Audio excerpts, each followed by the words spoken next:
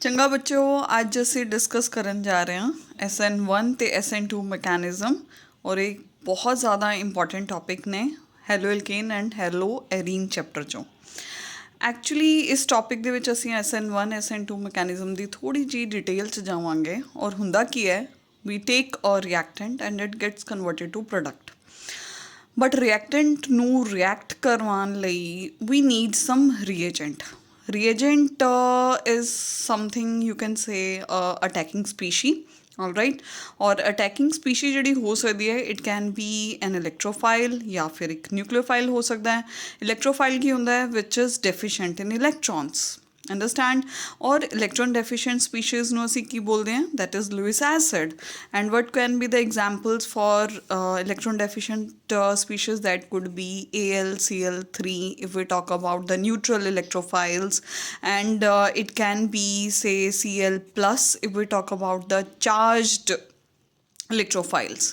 Okay, coming to the nucleophile, which is electron rich species, and electron rich species ਨੂੰ ਅਸੀਂ Louis base ਵੀ ਬੋਲਦੇ ਹਾਂ।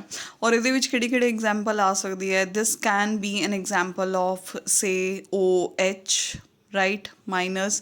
And if we talk about the neutral species, then this can be water also. Water is having 2 lone pairs to donate, and there is one more, say ammonia is having 1 lone pair to donate. So these are the nucleophiles which will attack our substrate. ठीक है, okay. अब होता क्या है, जब substrate के ऊपर हमारी अटैकिंग स्पीशी अटैक करेगी तो हम लोगों को एक इंटरमीडिएट मिलेगा। अब इंटरमीडिएट की भी 3 कैटेगरीज होती हैं, इधर it can be carbocation, it can be carbanion, और it can be free radical. Okay, उसके बाद ट्रांजिशन स्टेट के बाद हमें फाइनल प्रोडक्ट मिलता है। अब जितनी भी हेलो एल्केन्स और हेलो एरीन्स की रिएक्शंस में हम अगर न्यूक्लियोफिलिक सब्स्टिट्यूशन रिएक्शंस के बारे में बात करें, तो न्यूक्लियोफिलिक सब्स्टिट्यूशन रिएक्शन का मतलब क्या होता है कि एक न्यूक्लियोफाइल सब्स्टिट्यूट हो रहा है रिएक्शन में, ठीक है। और उसमें 2 कैटेगरीज होती हैं, एक होता है SN1 and the other is SN2। तो मैं पहले तो SN1 जो सब्स्टिट्यूशन रिएक्शन है उसके बारे में बात करना चाहती हूँ। SN1 का मतलब क्या है? S is substitution, right? N is what? N is nucleophilic and 1 is unimolecular. SN1 mechanisms के थ्रू हमारे टर्शरी हेलाइड्स जो होते हैं वो रिएक्ट करते हैं। Why it happens, why we are talking about कि टर्शरी ही SN1 को फॉलो करें? The reason is that if we take one tertiary halide, and the bond between this carbon and halogen, this bond, due to electronegativity difference, this bond will shift towards X, right? और X जो है वो ये दोनों electrons ਨੂੰ ਲੈ के निकल जाएगा, right? And your carbon will be deficient in electron. Now you got carbocation. अगर हम हाइब्रिडाइजेशन ऑफ कार्बन की बात करें, यहाँ hybridization of carbon in tertiary is sp3 and here it is sp2 hybridized. यहाँ पे हमारी जो शेप थी वो टेट्राहेड्रल थी, और हमारे कार्बोकेटाइन की जो शेप बन के निकलेगी that is trigonal planar, okay. And very important part is that this is slow step.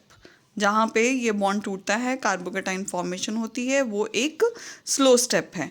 अच्छा, उसके बाद क्या होता है, ये जो न्यूक्लियोफाइल है that will attack on this positive charge, right? And it is very fast step, and finally you are going to get this product. अच्छा, अब होता क्या है, ये न्यूक्लियोफाइल या तो यहाँ से अटैक करेगा, you will get this amount, या फिर हो सकता है कि न्यूक्लियोफाइल पिछली साइड से आके यहाँ से अटैक करे and you get this compound. Okay, मतलब यहाँ पे एक आपको रिटेंशन मिल रहा है और एक इन्वर्जन इन कन्फिग्रेशन मिल रहा है।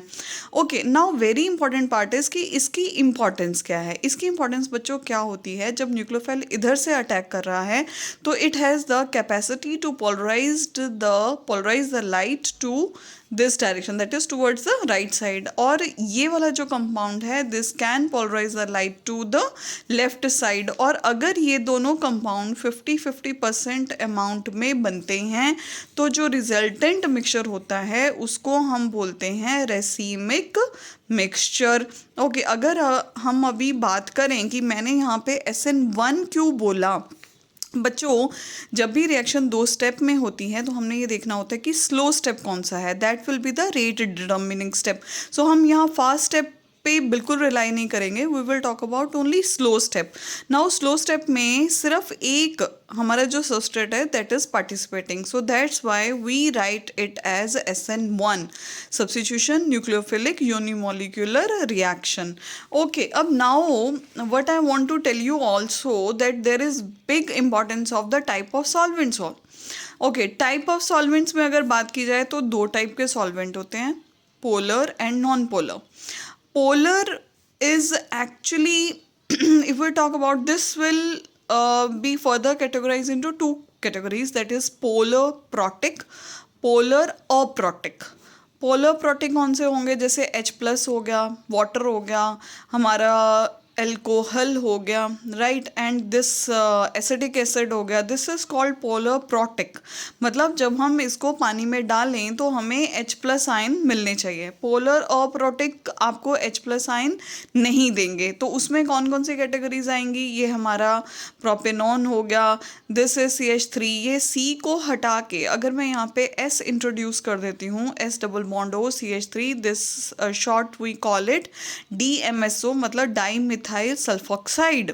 Okay, and there is one more compound, this HC double bond O N CH3 this is called dimethyl formamide, and if I remove this H and if we place CH3 here, then it is called DMA, that is dimethyl acetamide। so बच्चों, जो हमारी ये reactions हैं SN1 unimolecular nucleophilic reaction जो हैं वो solvent के ऊपर भी डिपेंड करती हैं, राइट, और सॉल्वेंट के हिसाब से भी हमारी कई रिएक्शंस जो हैं अपनी वैल्यूज़ और अपने जो रिएजेंट हैं या जो फाइनल प्रोडक्ट है उसको अफेक्ट करती हैं। Now the next type which I want to discuss is SN2। SN2 मतलब substitution न्यूक्लियोफिलिक एंड 2 का मतलब बाईमोलिकुलर। अब इसमें क्या होता है बच्चों, जो हमारे बेसिकली प्राइमरी हेलाइड्स होते हैं ना, वो इस टाइप के रिएक्शन को रिस्पॉन्ड करते हैं। मान लो ये मैंने एक हेलाइड ले लिया, ठीक है, इसकी ये हमारा हैलोजन अटैच्ड है और इधर से ये न्यूक्लियोफाइल इसको अटैक कर रहा है इधर से। अब SN2 में क्या होता है कि जैसे जैसे न्यूक्लियोफाइल इस कार्बन के साथ अटैच हो रहा होता है, एक ये जो X बॉन्ड होता है ना, ये एकदम से नहीं टूटता, ठीक है, ये धीरे धीरे टूटेगा, ऐसे निकलेगा X, और ओवरऑल होगा क्या कि X अपनी जो बॉन्ड है और जो इलेक्ट्रॉन है वो लेता जाएगा, तो ओवरऑल जो नेगेटिव चार्ज है दैट विल स्प्रेड, जो न्यूक्लियोफाइल का ये जो नेगेटिव चार्ज था वो पूरे पूरे ये जो अपनी ट्रांजिशन स्टेट में कंपाउंड बन रहा है उसके ऊपर स्प्रेड हो जाएगा। और यहाँ पर अगर आप देखो तो ये टेट्राहेड्रल शेप लेके बैठा है, और यहाँ जो हमें कंपाउंड मिलेगा उसकी जो शेप मिलेगी दैट इज ट्राइगोनल बाईपिरामिडल। आपने इस X और इस न्यूक्लियोफाइल को साइड में कर देना है। हाइब्रिडाइजेशन में भी फ़र्क पड़ेगा, इस वाले कार्बन की sp3 हाइब्रिडाइजेशन है, इस कार्बन की sp2 हाइब्रिडाइजेशन है।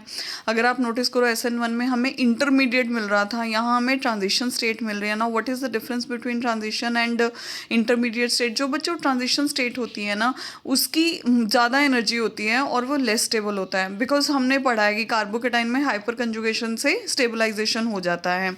अच्छा, अब होगा क्या, यहाँ से X निकल जाएगा और आपका न्यूक्लियोफाइल इधर से आकर लग गया। If you see there is complete inversion of the configuration, X निकला है और बिल्कुल ऑपोजिट डायरेक्शन से न्यूक्लियोफाइल जो है वो यहाँ पे आके लग रहा है। अब मेन बात है कि आपने तो अंडरस्टैंड कर लिया कि SN1 और SN2 मैकेनिज्म क्या होते हैं। अच्छा, SN2 में अगर आप नोटिस करोगे ये एक ही स्टेप में रिएक्शन हो रही है और हमारी ये रिएक्शन दोनों की कंसनट्रेशन, सबस्ट्रेट और अटैकिंग स्पीशी दोनों की कंसनट्रेशन पे ये डिपेंड कर रही है। अब मैं थोड़ा टिप देना चाहती हूँ कि आप माइंड में रखना, जो हमारा SN1 मैकेनिज्म है उसको हमारा टर्शरी हेलाइड जो है वो ज़्यादा अच्छा रिस्पॉन्ड करेगा as compared to secondary and then after last में प्राइमरी। क्यों? क्योंकि कार्बोकेटाइन स्टेबिलिटी। और जो हमारे SN2 मैकेनिज्म होते हैं that is more favoured by primary halide, right, क्योंकि उसमें स्टेरिक हिंड्रेंस कम होती हैं। सेकंड जो इसमें हमारे नेचर ऑफ सॉल्वेंट है, नेचर ऑफ सॉल्वेंट में आपका पॉलीप्रोटिक हो गया। इसमें अगर बात की जाए पोलर प्रोटिक में वाटर ROH CH3COH, और हाँ एक ये चीज़ और है कि एक्वस AgNO3 इसमें भी SN1 मैकेनिज्म आपको देखने को मिलेगा। SN2 मैकेनिज्म में मोस्टली आपके पोलर ओ प्रोटिक जितने हैं सॉल्वेंट वो आएंगे, जिसमें DMSO आ गया, DMF आ गया, एसीटोन आ गया। एक चीज़ और, एसीटोन अगर अकेला है तो वो SN2 मैकेनिज्म फेवर करेगा, लेकिन अगर मैं एसीटोन में वाटर डाल देती हूँ तो ये कॉम्बिनेशन SN1 मैकेनिज्म को फेवर करेगा। Now next is nucleophile. उसकी नेचर क्या है? अगर वीक न्यूक्लियोफाइल अटैक कर रहा है तो वो SN1 मैकेनिज्म को फेवर करेगा, और अगर एक स्ट्रॉन्ग न्यूक्लियोफाइल अप्रोच कर रहा है तो वो SN2 मैकेनिज्म को फॉलो करेगा। सो बच्चों, ए सीगा अपना SN1 एंड SN2 मैकेनिज्म। कोई भी डाउट है क्लास 'ਚ डिस्कस कर लांगे। ਵਧੀਆ ਤਰੀਕੇ ਨਾਲ ਪੜ੍ਹਦੇ ਜਾਓ, ਬੋਰਡ 'ਚ 100/100 ਨੰਬਰ ਚਾਹੀਦੇ ਆ। Okay, good bye.